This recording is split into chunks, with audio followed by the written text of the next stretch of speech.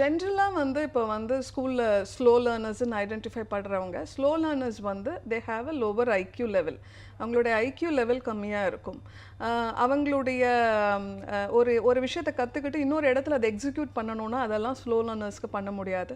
But dyslexic children அப்படி கிடையாது. அவங்களுடைய ஐக்யூ லெவல் நார்மலாக இருக்கும். அதை விட கூடவும் கூட இருக்கலாம். அவங்களுக்கு எல்லா திறன்களும் இருக்கும். நல்லா சிந்திப்பாங்க, நிறைய விஷயங்களை வந்து நம்ம எதிர்பார்க்காத பதில்கள் சொல்லுவாங்க, டான்ஸ் ஆடுவாங்க, பாட்டு பாடுவாங்க, எல்லா விஷயமும் பண்ணுவாங்க.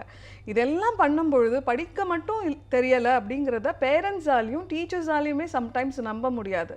இப்போ இவங்க பர்பஸாக தான் பண்ணுறாங்க, இவங்க வேணும்னே தான் செய்கிறாங்கன்னு நினச்சிப்பாங்க. பட் உண்மை அது இல்லை. அதனால் இந்த சில்ட்ரனை ரொம்ப ஐடென்டிஃபிகேஷன் சொல்லும்பொழுது ரொம்ப கஷ்டமாக இருக்கும். They are not slow learners. So ஆட்டிஸ்டிக்னு சொல்லும்போது அவங்க வந்து they come under neurological development டிஸார்டருக்குள்ளே வருவாங்க. டிஸ்லெக்ஸியா வந்து இட்ஸ் அ நியூரோலஜிக்கல் இஷ்யூ என்ன நர்வ் ப்ராப்ளம். இது நரம்பு மண்டலம் அதில் ஏற்படுற ப்ராப்ளம் தான். ஸோ இந்த விஷயங்களை வந்து பேரண்ட்ஸ் ஐடென்டிஃபை பண்ணலை இல்லை பண்ணணும் அப்படின்னா ஃபர்ஸ்ட்டு வந்து ஒரு கிளினிக்கல் சைக்காலஜிஸ்ட்டை ஃபார்மலாக அவங்க தெரிஞ்சுக்கணும். அப்படின்னா கிளினிக்கல் சைக்காலஜிஸ்ட்டுக்கிட்ட போனாங்கன்னா அதை அவங்க அசஸ் பண்ணி அதை எவ்வளோ மைல்டில் இருக்காங்களா, மாட்ரேட்டில் இருக்காங்களா, சிவியர் ரேஞ்சில் இருக்காங்களா, என்ன மாதிரி சப்போர்ட் தேவைப்படும். இப்போ மைல்டுனா ஒரு ரெமெடியல் சப்போர்ட் இருந்தால் போதும்.